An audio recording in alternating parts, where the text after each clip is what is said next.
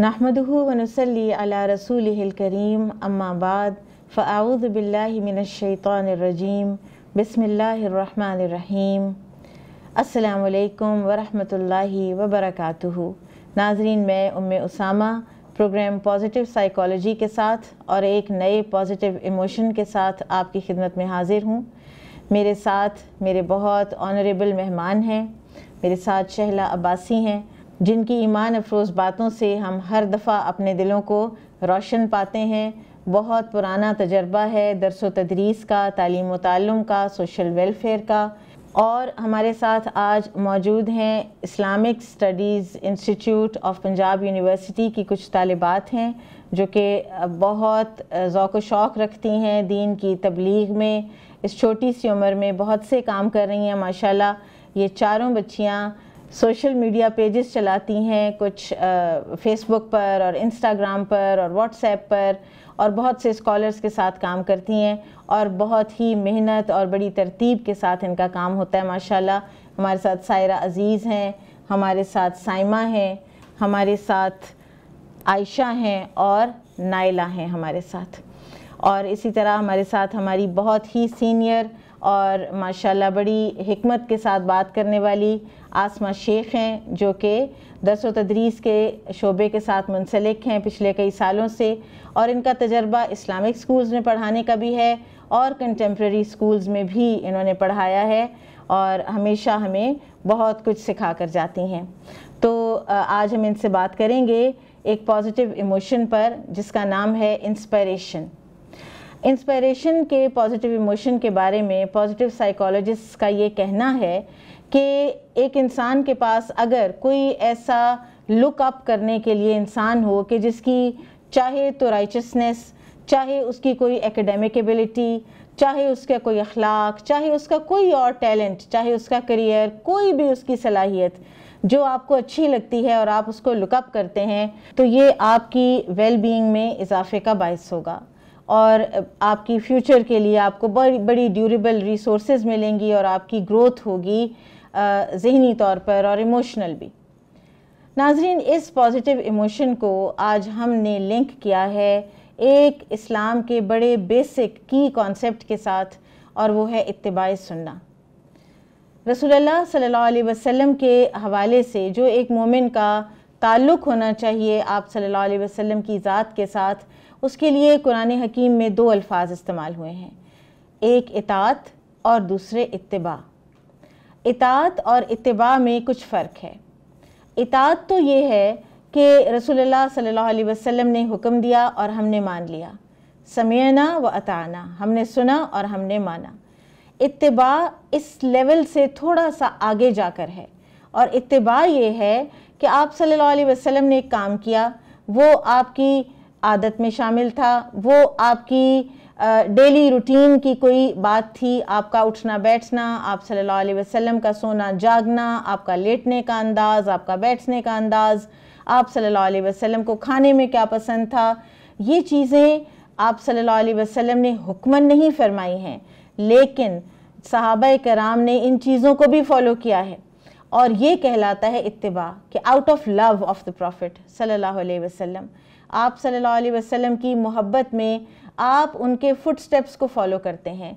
और ये है क्राइटेरियन अल्लाह सुब्हानहू व तआला की मोहब्बत का, क्योंकि अल्लाह ताला की मोहब्बत एक इंटेंजिबल चीज़ है, और उसको जब हमने एक्सप्लेन करना है या उसको हमने बताना है कि हमारे अंदर अल्लाह की मोहब्बत है, दिखाना है कि हमारे अंदर अल्लाह की मोहब्बत है, तो किसी टेंजिबल मोहब्बत के ज़रिए दिखाना है ना, तो वो टेंजिबल मोहब्बत है रसूलुल्लाह सल्लल्लाहु अलैहि वसल्लम का इत्तिबा।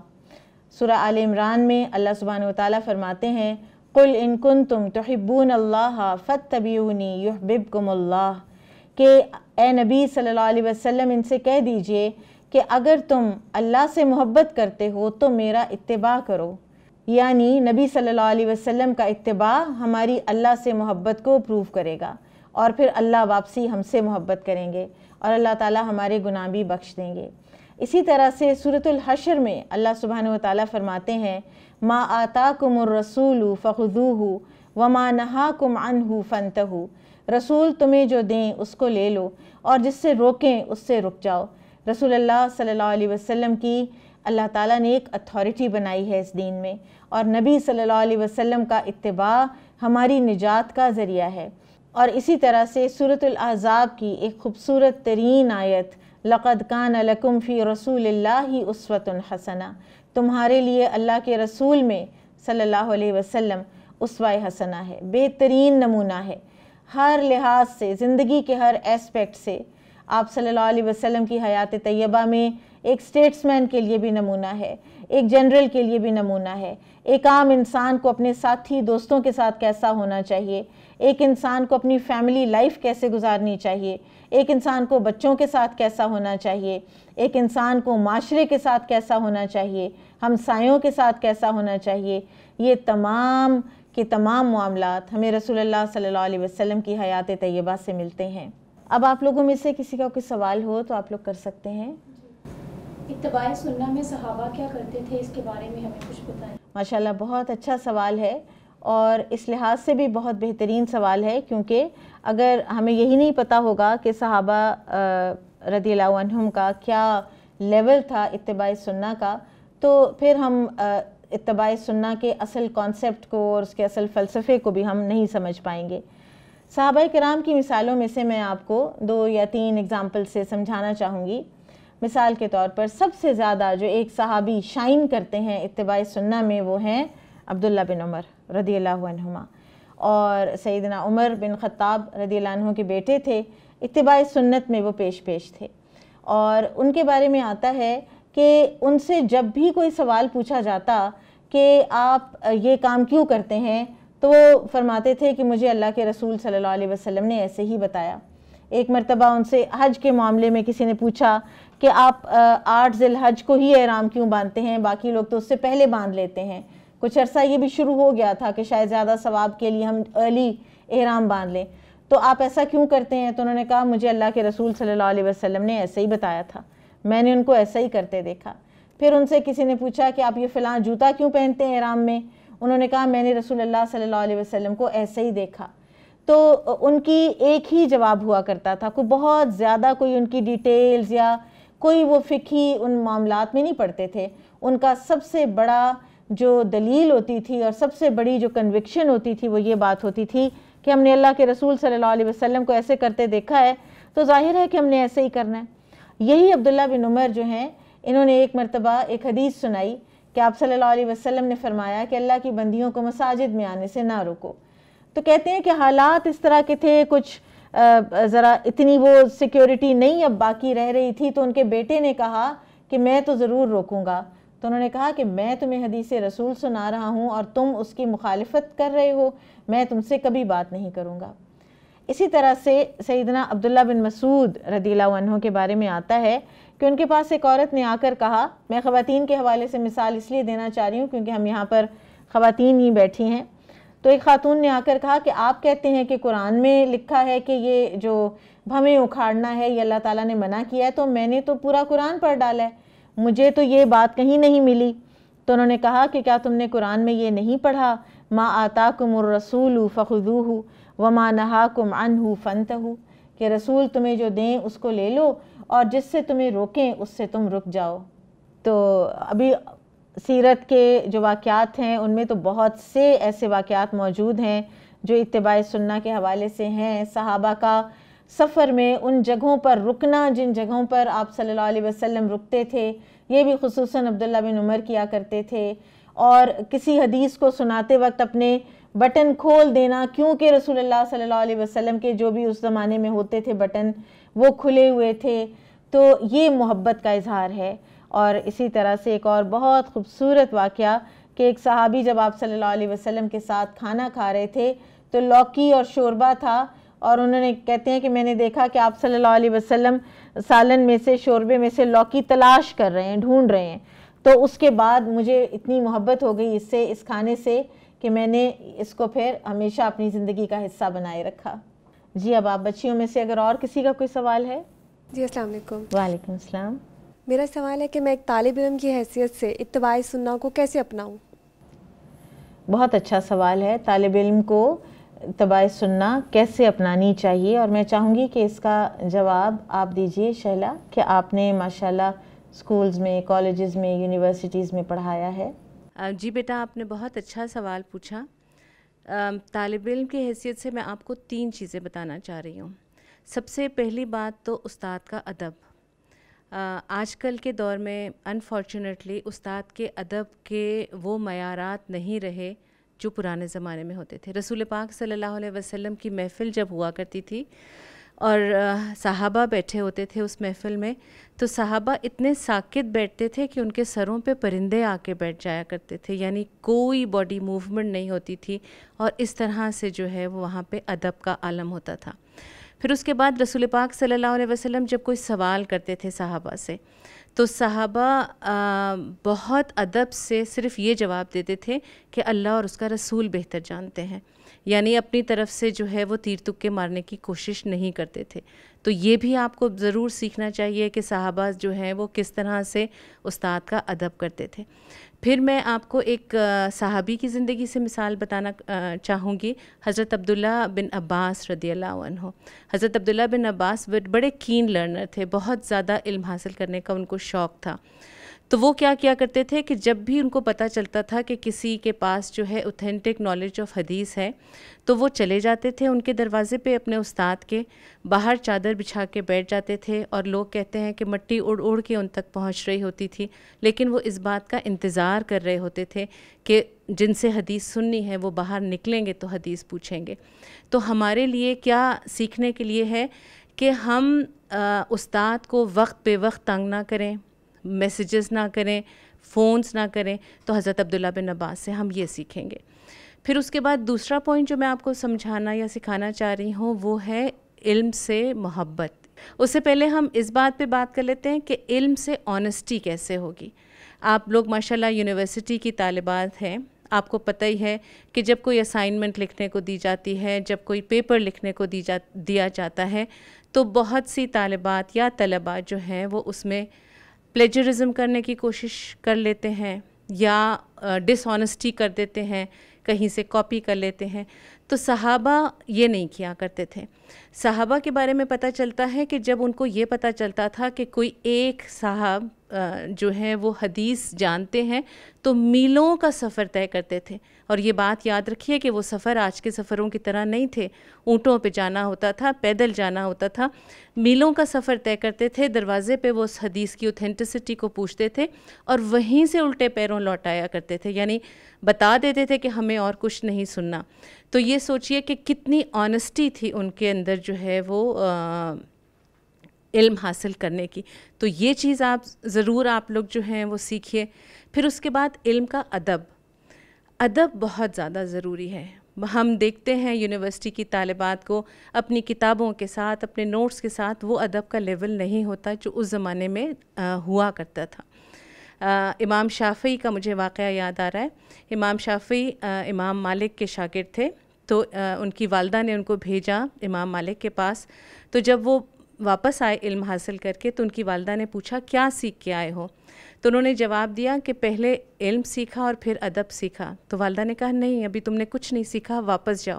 تو وہ بڑا حیران پریشان ہوئے، امام مالک رحمۃ اللہ علیہ کے پاس واپس گئے تو وہ مسکرائے اور کہنے لگے کہ اگلی دفعہ جب یہ سوال پوچھا جائے تو کہنا پہلے ادب سیکھا ہے اور پھر علم سیکھا ہے۔ تو اسی طرح ہمیں اپنے سلف کی بہت زیادہ اس طرح کے واقعات ملتے ہیں کہ وہ علم کا کتنا ادب کرتے تھے۔ شاگرد تو شاگرد، استاد علم کا کتنا ادب کیا کرتا تھا۔ آپ کو میں بتاؤں کہ امام مالک رحمۃ اللہ علیہ ایک دفعہ حدیث کی محفل میں بیٹھے ہوئے تھے اور سٹوڈنٹس نے یہ نوٹ کیا کہ ان کے چہرے پہ ایک رنگ آ رہا ہے اور ایک جا رہا ہے۔ جب کلاس ختم ہو گئی تو پوچھا کہ کیا معاملہ تھا استاد؟ انہوں نے کہا کہ میرے پیر کے نیچے بچھو آ گیا تھا جو مجھے ڈنک مار رہا تھا، لیکن میں علم کی محفل کے ادب میں جو ہے وہ اس سے پہلو میں نے نہیں بدلا۔ تو ہم دیکھیں کلاس میں بار بار اٹھنا بیٹھنا یا پہلو بدلنا، یہ سب کچھ بھی ادب کے جو ہے وہ خلاف بات ہوتی ہے۔ تو واقعات تو بے شمار ہیں لیکن وقت کم ہے، تو مجھے لگتا ہے اگر ہم انہی پہ عمل کر لیں تو انشاءاللہ ہمارے لیے آسانی ہوگی۔ ماشاءاللہ بہت بہترین رہنمائی کی آپ نے، علم کا بھی ادب، استاد کا بھی ادب، اور انٹلیکچوئل آنیسٹی کہ جو کام کرنا ہے اپنا کام کریں، جو بھی یونیورسٹی کے یا جو بھی وقت کے لحاظ سے جو بھی پالیسیز ہیں، پلیجرزم بہت سے بچے کرتے ہیں، اور وہ واقعی وہ تو ایک جھوٹ ہے نا کہ آپ کسی اور کے کام کو اپنا کام بنا کر پیش کر دیں۔ تو آپ اتباع سنہ کرنا چاہتے ہیں تو سب سے پہلے ادب علم کا بھی اور استاد کا بھی سیکھیں۔ ہم نے دیکھا ہے بعض اوقات اساتذہ کی کوئی حال، وہ بھی انسان ہی ہوتے ہیں نا، تو کوئی بھی اگر ان کے اندر کوئی ویکنیس ہو، کوئی فزیکل ویکنیس کو بولنے کے انداز میں، تو بعض اوقات بچے بہت بے ادبی سے اس بات کو بار بار دہرا رہے ہوتے ہیں اپنی مجالس میں۔ تو ہم یہ دیکھتے ہیں کہ اللہ سبحانہ و تعالیٰ نے تو جو سورۃ الکہف میں موسیٰ علیہ السلام اور خضر علیہ السلام کا واقعہ بیان فرمایا ہے، تو اس میں بھی موسیٰ علیہ السلام نے کتنے ادب سے پوچھا ہے خضر علیہ السلام سے کہ اگر آپ کی اجازت ہو تو میں آپ کے ساتھ کچھ سیکھ سکتا ہوں۔ اور پھر انہوں نے جو بھی لگائی پالیسی کہ تم نے پابندی لگائی کہ تم نے کچھ سوال نہیں کرنا، اور جب کر بیٹھے تو پھر خود ہی اپنے اوپر پینلٹی بھی لگائی۔ تو بہت کچھ واقعی انبیاء کرام سے سیکھنے کو بھی ہے، اور اگر ادب نہیں ہوگا تو واقعی علم بھی نہیں آئے گا۔ جو ادب کرتے ہیں با ادب با نصیب، بے ادب بے نصیب۔ بارک اللہ فیکم، بہت اچھی بہترین رہنمائی کی آپ نے۔ ناظرین یہاں ہم لیتے ہیں ایک چھوٹا سا بریک، ہمارے ساتھ رہیے گا۔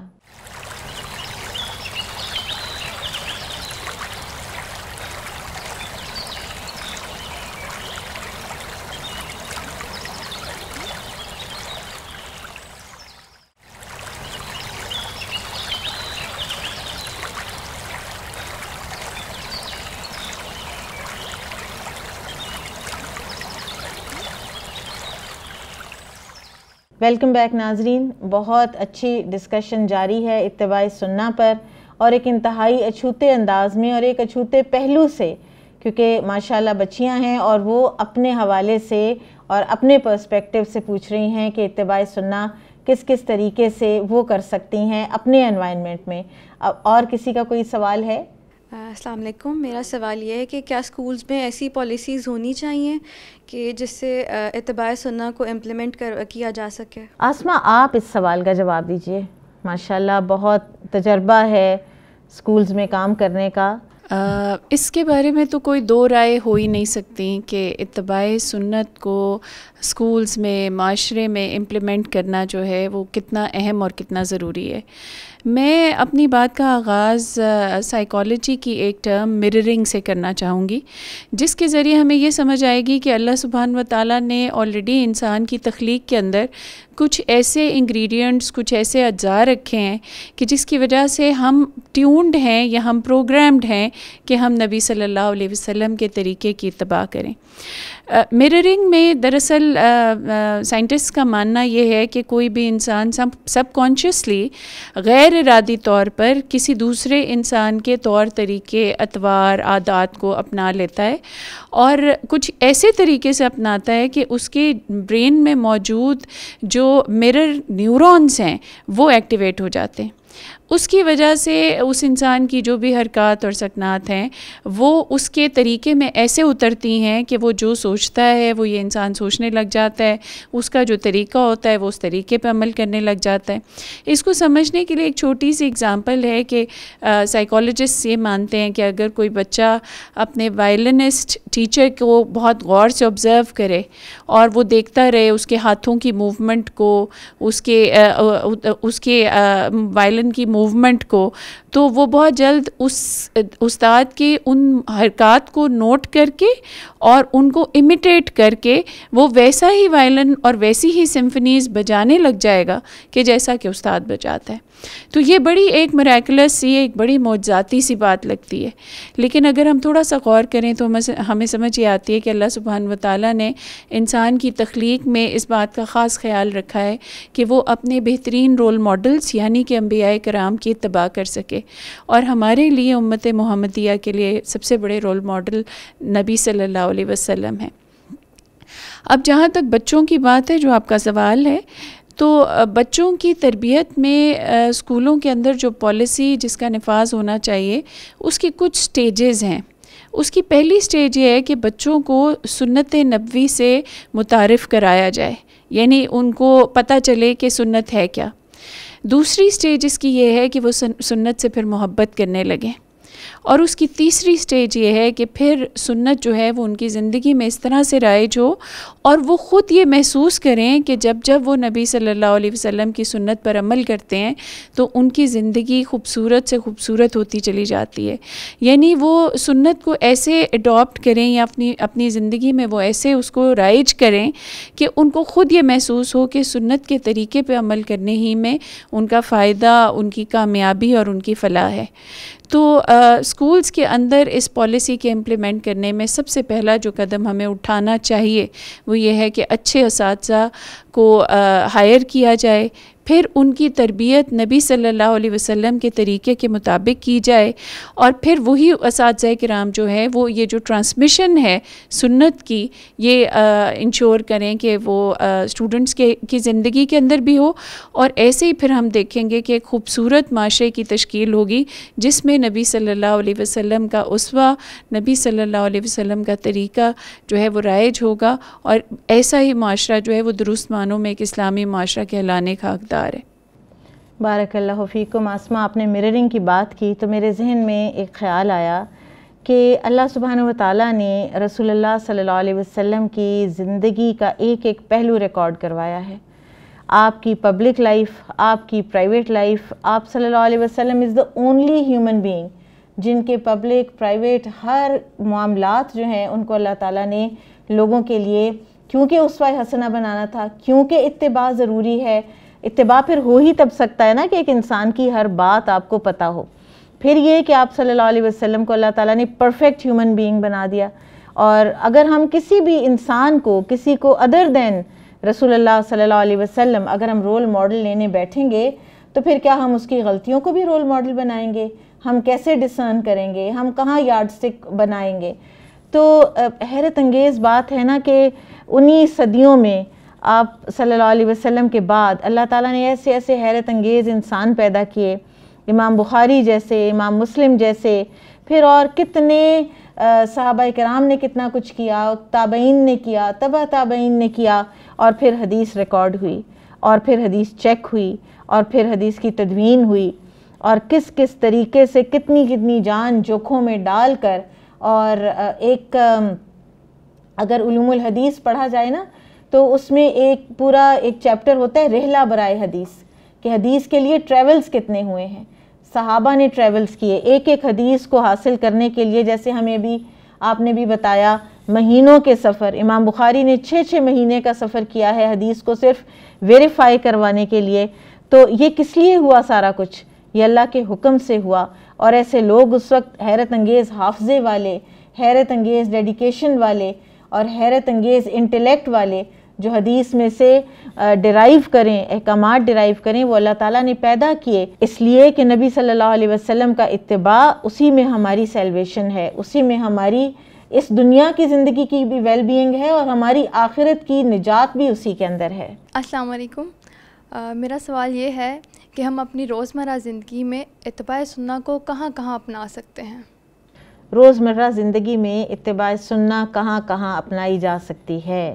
زندگی تو ساری ہی سنتوں کے مطابق ہوگی انشاءاللہ تو بات بنے گی، لیکن اس سوال کا جواب ہم لیں گے شہلا جی آپ سے انشاءاللہ. جی بیٹا، ویسے تو ہماری ساری زندگی ہی اتباع سنت پہ گزرنی چاہیے. ہمارے صبح کا آغاز سے لے کے رات جب ہم بستر پہ لیٹیں تمام چیزیں ہی سنت کے مطابق ہونی چاہیے.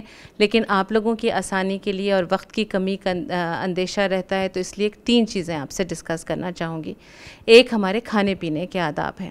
کھانے پینے کے آداب میں ایک حدیث کا مفہوم آپ سے ڈسکس کرتی ہوں. بہت خوبصورت حدیث مجھے ملی، اور اس میں اللہ کے نبی صلی اللہ علیہ وسلم نے مفہوم بیان کر رہی ہوں. اللہ کے نبی صلی اللہ علیہ وسلم نے فرمایا کہ جب بھوک لگے تو کھاؤ، اور جب کھانا شروع کرو تو سیر ہو کے مت کھاؤ. تو اس کے اندر ہماری ساری جو بیماریاں ہیں اور ہمارے سارے جو پرابلمز ہیں اس کا راز چھپا ہوا ہے. مثال کے طور پہ میں نے آپ کو بتایا، میں آپ سے ذکر کروں گی کہ اوبیسٹی، اوور ایٹنگ کے مسائل، یہ سب کچھ اگر ہم اسے حدیث پہ عمل کر لیں گے تو پھر ہمارے لیے جو ہے اوبیسٹی آپ بتا دیں گی ہمارے بچوں کو کہ اوبیسٹی کیا ہوتی ہے؟ اوبیسٹی جی موٹاپا، اوور ویٹ ہونا، ایکسیسو موٹاپا. جی جس طرح سے ہمارے بچے ماشاءاللہ سے جنک فوڈز پہ چل پڑے ہیں تو وہ وزن کا ایشو آ رہا ہے. پھر آپ دیکھیے کہ ڈائٹیشنس کے پاس جائیں تو وہ بھی یہی گر بتاتے ہیں کہ اسمال پورشنس میں کھائیے, تھوڑا کھائیے. اور یہ چیزیں ہم ڈائٹیشنس کا تو بڑے فخر سے ذکر کر دیتے ہیں, میں فلاں کے پاس گئی اور اس نے یہ بتایا. ہمارے نبی نے بھی یہ سب کچھ بتایا, تو ہمیں اپنے نبی کو کوٹ کرنے میں زیادہ فخر محسوس کرنا چاہیے. اور چھوٹی چھوٹی اور باتیں آپ کو بتاتی ہوں. کھانے پینے کے آداب میں سیدھے ہاتھ سے کھانا, سیدھے ہاتھ سے پانی پینا, پھر اس کے بعد جو ہے وہ بسم اللہ پڑھ کے شروع کرنا, الحمدللہ پہ ختم کرنا, دعا پڑھ کے شروع کرنا, دعا پڑھ کے ہی ختم کرنا, اپنے سامنے سے کھانا. اس طرح کی بے شمار ہمیں باتیں جو ہیں وہ پتہ چلتی ہیں, جس سے ہمیں پتہ چلتا ہے کہ ہمیں اللہ کے نبی صلی اللہ علیہ وسلم نے کھانے پینے کے کیا آداب بتائے. کھانے پینے کے آداب میں اختتام آپ کو ایک بہت خوبصورت حدیث سے کرتی ہوں. حضرت عبداللہ بن عمر سے روایت ہے یہ.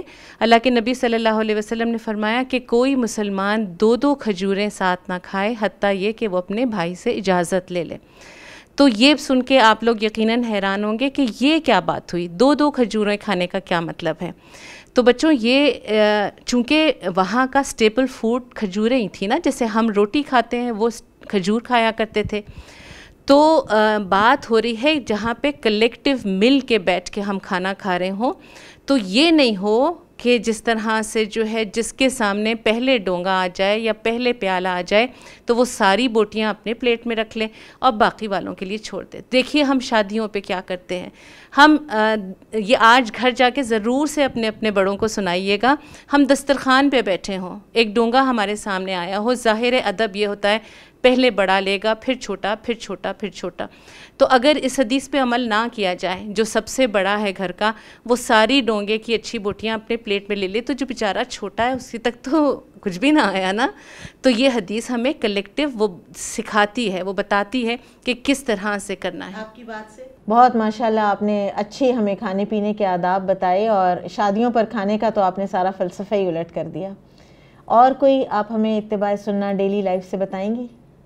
سونے جاگنے کے آداب پہ بات کر لیتے ہیں. سونے جاگنے کے بھی بہت خوبصورت آداب ہمیں نبی پاک صلی اللہ علیہ وسلم نے سکھائے. وضو کا پہلا جو سٹیپ ہے, وضو کیجئے سونے سے پہلے, پھر اس کے بعد بستر پہ آنے سے پہلے اس کو جھاڑ لیجئے. پھر اس کے بعد آپ صلی اللہ علیہ وسلم کا طریقہ یہ تھا کہ آپ دائیں کروٹ سویا کرتے تھے, لیٹتے پہلے یہ تھے, اپنا ہاتھ دائیں رخسار کے نیچے رکھتے تھے. پھر کچھ قرآنی آیات کی تلاوت فرماتے تھے. اس کے لیے ہمیں سورہ ملک ملتی ہے, سورہ سجدہ ملتی ہے, سورہ بقرہ کی آخری 2 آیات ملتی ہیں, اور آیت الکرسی. ظاہر ہے آیت الکرسی تو پڑھ کے ہم سبھی سوتے ہیں انشاءاللہ. تو یہ بھی آداب ہمیں پتہ چلتے ہیں کہ کس طرح سے ہم نے جو ہے وہ سونا ہے. معوذتین بھی آپ صلی اللہ علیہ وسلم پڑھتے تھے. جی بالکل.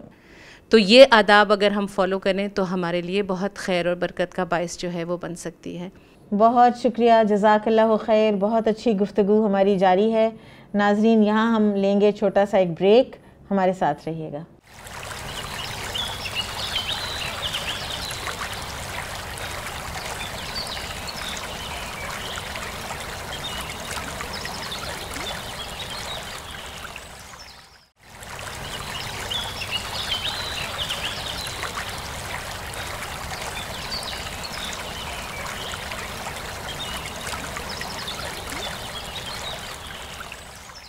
ویلکم بیک ناظرین. ابھی اتباع سنہ کو ڈیلی لائف میں امپلیمنٹ کرنے کی بات ہو رہی تھی, تو میرے ذہن میں یہ خیال آ رہا تھا کہ رسول اللہ صلی اللہ علیہ وسلم کی سیرت طیبہ میں ہمیں ایک بڑے یونیک کیٹیگری صحابہ کرام کی ملتی ہے, جو کہ علم کے لیے جنہوں نے اپنے آپ کو وقف کر رکھا تھا, اور وہ اصحاب صفہ کہلاتے تھے, اور ان کے شب و روز ادھر ہی گزرتے تھے, ذریعہ معاش بھی ان کا کوئی نہیں تھا. ان کے اتباع سنہ کے بارے میں کچھ آپ ہمیں بتائیں گی؟ جی آپا, اس کے لیے بہت میرا تجربہ تھوڑا سا دل دکھا دینے والا ہے, کیونکہ میں یونیورسٹی میں پڑھاتی تھی, اور میں یہ نوٹ کیا کرتی تھی کہ جب اتفاق سے میری آخری کلاس ہوتی تھی تو اسی وقت جو ہے وہ یونیورسٹی سے پوائنٹس اور بسز چلنے کا ٹائم ہوتا تھا.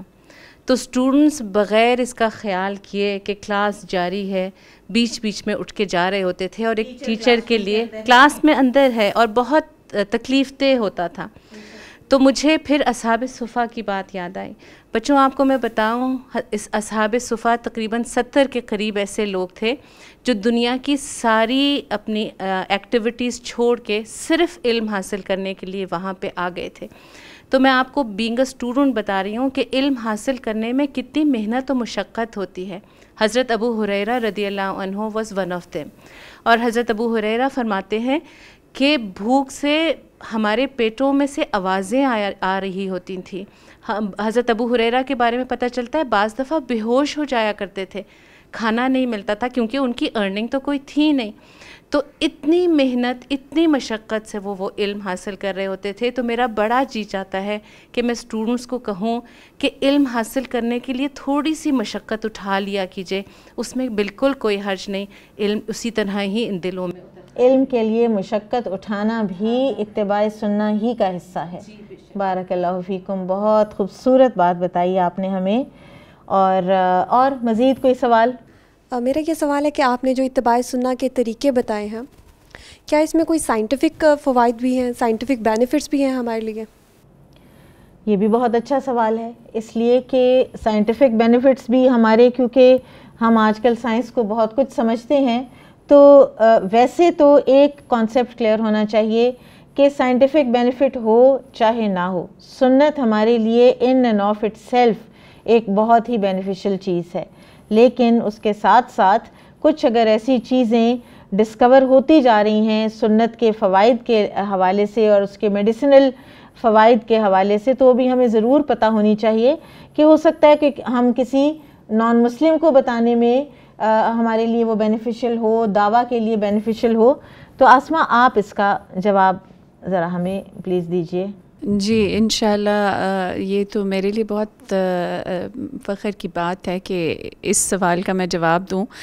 پہلے تو وہی بات ہے آپا کہ جیسے آپ نے کہا کہ جب ہم اس سوال کو دیکھیں گے تو ہم ہمیشہ یہ یاد رکھیں گے کہ کسی بھی چیز میں جو کہ نبی صلی اللہ علیہ وسلم کی زندگی سے متعلق تھی، اس کے جو سائنٹیفک بینیفٹس ہیں وہ ہمیشہ سیکنڈری رہیں گے.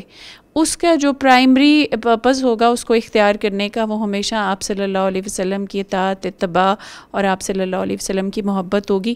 تبھی وہ دنیا اور آخرت میں ہمارے لیے فائدے کے اسباب میں سے ہوگی. آپ صلی اللہ علیہ وسلم کی زندگی کی 2 محبوب چیزوں کی بات میں کروں گی. پہلی چیز مسواک ہے، جس کو سواک کے نام سے بھی ہم جانتے ہیں، اور یہ وہ آپ صلی اللہ علیہ وسلم کا ٹوتھ برش ہے، وہ چھوٹی سی سٹک ہے کہ جس سے آپ صلی اللہ علیہ وسلم اپنے چہرہ مبارک کو، اپنے منہ مبارک کو صاف کیا کرتے تھے، اپنے دانتوں کو صاف رکھتے تھے. میں نے ابھی ریسنٹلی ایک آرٹیکل پڑھا ایکسپریس ٹریبیون میں، جس میں انہوں نے مسواک کے جو سائنٹیفک بینیفٹس ہیں وہ ڈسکس کیے ہوئے تھے، اور اس میں انہوں نے کہا کہ یہ اینٹی بیکٹیریل ہے، یہ اینٹی فنگل ہے، یہ اینٹی کارسینوجینک ہے، یعنی کینسر کے اگینسٹ بھی آپ کے مدافعتی نظام کو ہیلپ کرتی ہے. پھر اس کے علاوہ دانتوں کو اور مسوڑوں کو مضبوط کرتی ہے. پھر آپ کی جو منہ کے اندر ہونے والی بدبو ہے، جس کے لیے ہم کتنے اسپریز خرید رہے ہوتے ہیں، کئی دفعہ لسٹرین سے گارگلز کر رہے ہوتے ہیں، ڈینٹسٹ ہمیں 1000 قسم کے نسخے بتا رہے ہوتے ہیں، تو مسواک جو ہے وہ اکسیر کی حیثیت رکھتی ہے ان سارے مسائل کے لیے. ایک اور بڑی جو میرے لیے حیران کن بات تھی وہ یہ بھی تھی کہ انہوں نے بتایا کہ جو نان مسلمز ہیں وہ آج کل اس کو نیچرل ٹوتھ برش کا نام دے کر اس کی طرف مائل اور انکلائن ہو رہے ہیں، اور ان کے درمیان بھی مسواک کا جو رجحان ہے وہ ترقی پا رہا ہے. تو یہ تو آپ نے بہت ایک ہمارا سارا چینج کر دیا زاویہ کہ جو ٹوتھ برشز ہم یوز کرتے ہیں پلاسٹک کے، تو ان کا تو بہت سپرفیشل ایفیکٹ ہے، اس کا مطلب ہے. اور جو ٹوتھ پیسٹ ہم یوز کرتے ہیں وہ بھی کیمیکل ہے. تو نہ ہم اپنے منہ کو کوئی اینٹی بایوٹک دے رہے ہیں، نہ ہم کوئی اینٹی سیپٹک دے رہے ہیں. تو کتنا ضروری ہے اس لحاظ سے پھر مسواک کی طرف ریورٹ کرنا. جی، اور آپا وہ دیکھیں کہ ہمیں دوہرے فائدے بھی حاصل ہو رہے ہیں. یعنی ایک طرف تو اللہ تعالیٰ نے اس کے اندر کچھ ایسی حیرت انگیز قسم کے کیمیکلز رکھے ہیں کہ جو ہمارے لیے، ہماری صحت کے لیے بہت اچھے ہیں. اور پھر اگر نیت نبی صلی اللہ علیہ وسلم کی سنت کی اتباع ہے تو پھر اس میں اخروی فائدے بھی ہیں، پھر اس میں درجات کی بلندی بھی ہے. اور پھر سائنٹسٹ یہ بھی کہتے ہیں کہ اس سے کوئی کچھ ایسے کیمیکلز بھی ایمٹ ہوتے ہیں کہ جو ہمارے برین کو اسٹرانگ کرتے ہیں. تو ہمارے پاس بہت سی وجوہات ہیں نبی صلی اللہ علیہ وسلم کی سنتوں کو اختیار کرنے کی. دوسری ایک بہت محبوب چیز جو آپ صلی اللہ علیہ وسلم کی ہم دیکھتے ہیں وہ شہد ہے. اور اگین شہد کے بارے میں بھی ہمیں اتنے فوائد پتہ چلتے ہیں کہ انسان حیران ہو جاتا ہے. سب سے دلچسپ بات جو ابھی مجھے ریسنٹلی پتہ چلی وہ یہ کہ الرجیز کے لیے شہد بہت اچھا ہے. اور جس علاقے کے پولن سے الرجی ہوتی ہے اسی علاقے کی جو مکھیاں جو شہد تیار کرتی ہیں اگر ان سے علاج کیا جائے تو اس الرجی کا علاج مکمل طور پر ہو جاتا ہے. تو یہ بہت مجھے ایک حیرت انگیز بات لگی. پھر اس کے علاوہ جو آپ کف سرپس یوز کرتے ہیں ان کے انگریڈینٹس میں سے ایک بہت اہم انگریڈینٹ شہد ہے. اس کے علاوہ شہد کے اندر پریزرویٹو افیکٹ بھی ہے, یعنی آپ چیزیں اس کے اندر ڈال کے لمبی مدت کے لیے محفوظ کر سکتے ہیں. پھر اس کے علاوہ اس کے اندر ایسے کیمیکلز ہیں کہ جو اینٹی آکسیڈنٹس ہیں, اور آج کل کیونکہ اینٹی آکسیڈنٹس کا بہت زور ہے اور لوگ کہتے ہیں جی بالکل, اور لوگ کہتے ہیں کہ کینسر کے علاج میں بہت یہ افیکٹو ہوتے ہیں, تو اس لحاظ سے بھی شہد کی افادیت بہت زیادہ ہے. منوکا شہد جو ہے وہ ایک نون ہیلر ہے اگینسٹ انجریز, اور جو وونڈز لگ جاتے ہیں یا جب اسکن جل جاتی ہے. تو پہلے وقتوں میں جب یہ دوائیاں نہیں ہوا کرتی تھیں, ادویات اس طرح سے میسر نہیں تھی, تو لوگ شہد کو استعمال کرتے تھے زخموں کے اوپر اور برنز کے اوپر ایون, اور اس کے ذریعے علاج کرتے تھے بیکاز اس کے اندر اینٹی بیکٹیریل عناصر موجود ہیں, اینٹی فنگل عناصر موجود ہیں, اور اس کے سارے اجزاء جو ہیں وہ مکمل طور پہ صحت اور شفا کا باعث ہیں. اور ہم دیکھتے ہیں کہ اللہ سبحانہ وتعالیٰ قرآن پاک میں بھی شہد کے بارے میں یہی کہتا ہے کہ وہ جو چیز مکھیوں کے پیٹ پہ پلتی ہے اس کے اندر اللہ تعالیٰ نے شفا رکھی ہے. تو کتنا بڑا احسان ہے نبی کریم صلی اللہ علیہ وسلم کا اپنی امت کے اوپر کہ آپ صلی اللہ علیہ وسلم نے ان چیزوں کو استعمال کیا اور ہمارے لیے ایک بہترین ذریعہ پیدا کر دیا. نہ صرف یہ کہ ہم ان سے سائنٹیفکلی فائدہ اٹھاتے ہیں بلکہ نبی صلی اللہ علیہ وسلم کی سنت پہ عمل کر کے ان کے قرب کا بھی یہ ذریعہ بنتی ہیں, اور پھر ایونچولی ہماری آخرت کا جو فائدہ ہے وہ اسی کے اندر ہے. مجھے آپ کی بات سے تاریخ کا ایک واقعہ یاد آ گیا کہ صحابہ کرام نے جب ایک مرتبہ کسی مسلمان فوجوں نے کسی قلعے کا محاصرہ کر رکھا تھا اور کئی دن گزر گئے اور فتح نہیں آ رہی تھی, تو سپہ سالار جو ہیں وہ ایک دن سوچ میں پڑے ہوئے تھے اور انہوں نے سوچا کہ کچھ ہو رہا ہے ہم سے غلط کہ اللہ کی مدد نہیں آ رہی, تو ہم نے کوئی سنت تو نہیں چھوڑی ہوئی. اور ان کو پھر یہ احساس ہوا کہ ہم نے کئی دنوں سے مسواک کی سنت چھوڑی ہوئی ہے. تو پھر انہوں نے سب کو, پورے لشکر کو کہا کہ آپ سب مسواک کریں. تو سارے کے سارے لوگ جو ہیں وہ درختوں سے مسواک توڑنے لگے, تلواروں کے ساتھ, کوئی چھیل رہا ہے, کوئی اس کو اپنے دانتوں میں چبا کے نرم کر رہا ہے. تو اندر جو دشمن تھا قلعے کے اندر, انہوں نے جب یہ دیکھا کہ مسلمان تو پتہ نہیں آج کوئی نیا ٹیکٹک لے کے آ رہے ہیں, کوئی نیا ولولہ لے کے آ رہے ہیں, اور یہ تو ہمیں یہ اشارہ کر رہے ہیں کہ ہم جس طرح سے یہ چبا رہے ہیں یہ سٹکس, ہم تمہیں کچا چبا جائیں گے اپنے دانتوں میں. اور ایسا اللہ نے ان کے دلوں میں روب ڈالا کہ اللہ تعالیٰ نے قلعہ فتح کروا دیا, اور یہ ریکارڈڈ ہے ہسٹری کے اندر.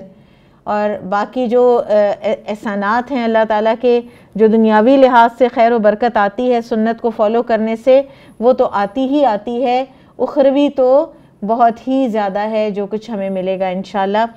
اور ناظرین, اتباع سنت کی بات مکمل نہیں ہوتی جب تک کہ ہم اتباع سنت کی ضد کی بات نہ کر لیں. اور اتباع سنت کی ضد کیا ہے؟ بدعت.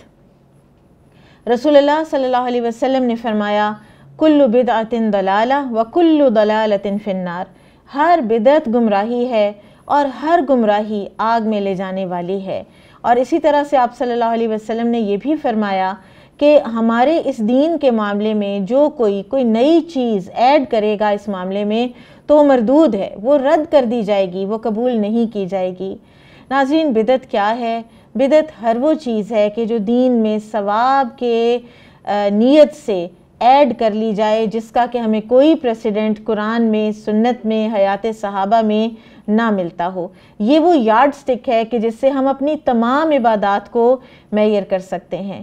ہم کوئی یہاں پر ڈیٹیل یا لسٹ ہم نہیں دیں گے, لیکن یارڈ سٹک اللہ کے رسول صلی اللہ علیہ وسلم نے ہمیں دے دی ہے, اسی پر ہمیں رہنا ہے، اسی پر ہمیں عبادت کی ہر چیز کو دیکھنا ہے، کیونکہ یہ ضروری نہیں ہے کہ اللہ تعالیٰ ہمیں ہر بات پہ پکڑے، کیونکہ بعض اوقات لوگوں کا یہ رویہ ہو جاتا ہے، یہ ریاکشن ہو جاتا ہے کہ کیوں ہم اگر کسی بات کی خوشی منا رہے ہیں یا ہم اگر اپنا کوئی ایک نیا طریقہ اللہ کو خوش کرنے کا ایجاد کر رہے ہیں تو ہم اللہ کو خوش ہی تو کر رہے ہیں، ہم اظہار محبت ہی تو کر رہے ہیں، تو کیا اس پہ اللہ ہمیں پکڑے گا؟ تو اس پر تو اللہ تعالیٰ شاید نہ پکڑے، لیکن خلاف سنت کرنے پر اللہ تعالیٰ پکڑ سکتے ہیں۔ ناظرین، ہم دیکھتے ہیں کوئی بھی عشرہ سینکٹیفائیڈ نہیں ہے، مقدس نہیں ہے، سوائے ان عشروں کے کہ جن کو اللہ اور اس کے رسول نے سینکٹیفائی کیا ہے، اور وہ عشرہ ذی الحج ہے اور محرم کا آخری عشرہ ہے۔ ہم اپنے پاس سے کسی کو کوئی عشرہ ڈکلیئر نہیں کر سکتے، ہم اپنے پاس سے کسی دن کو مبارک ڈکلیئر نہیں کر سکتے۔ یہ بہت بڑا خسارہ ہے، یہ بہت بڑا خسارہ ہے، اور یہ گمراہی کا ایک بہت بڑا دروازہ ہے، اور اس کو اگر ہم بند نہیں کریں گے تو یہ بڑھتا ہی چلا جائے گا۔ یہ ایک سیلاب ہے گمراہیوں کا اور بدعات کا جو کہ بڑھتا ہی چلا جائے گا۔ رسول اللہ صلی اللہ علیہ وسلم کے حوالے سے امام ذہبی رحمہ اللہ کی ایک بہت خوبصورت بات ہے، وہ فرماتے ہیں کہ جب فتنے رونما ہوں تو سنت کو تھام لو، خاموشی کو لازم کر لو اور لایانی چیزوں میں مشغول مت رہو۔ ہر آنے والی مشکل کا حل اللہ اور رسول کی باتوں میں تلاش کرنا اور خاموش رہ کر بس یہی کہنا کہ اللہ بہتر جاننے والا ہے۔ ناظرین، ہم اپنے پروگرام کا اختتام ایک نعت کے کچھ شعروں کے ساتھ کرتے ہیں۔ کسی غم گسار کی محنتوں کا یہ خوب میں نے صلا دیا، کہ جو میرے غم میں گھلا کیا اسے میں نے دل سے بھلا دیا۔ میں تیرے مزار کی جالیوں کی ہی مدحتوں میں مگن رہا، تیرے دشمنوں نے تیرے چمن میں خزاں کا جال بچھا دیا۔ تیرے سور و بدر کے باب کے میں ورق الٹ کے گزر گیا، مجھے صرف تیری حکایتوں کی روایتوں نے مزا دیا۔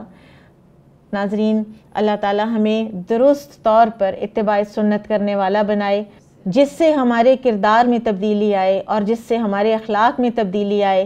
ناظرین، یہ ہم ہیں جن میں نبی صلی اللہ علیہ وسلم ریفلیکٹ کریں گے، ہمارے کردار میں، ہمارے اخلاق میں ہم ایسے بن جائیں کہ کسی کی یہ جرت نہ ہو کہ رسول اللہ صلی اللہ علیہ وسلم پر انگلی اٹھائے، کسی کی یہ جرت نہ ہو کہ رسول اللہ صلی اللہ علیہ وسلم کا کسی قسم کا کوئی سکیچ بنائے۔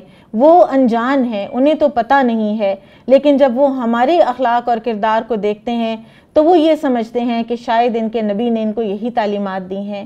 بات ہماری خوشیاں منانے پر ختم نہیں ہوتی، بات تو یہاں سے شروع ہوتی ہے کہ ہمیں اپنے کردار کو اور اخلاق کو رسول اللہ صلی اللہ علیہ وسلم کے اسوہ حسنہ کے مطابق ڈھالنا ہے۔ اللہ مجھے اور آپ کو توفیق عطا فرمائے۔ سبحانک اللہم و بحمدک، اشہد ان لا الہ الا انت، استغفرک و اتوب الیک۔ السلام علیکم ورحمۃ اللہ وبرکاتہ۔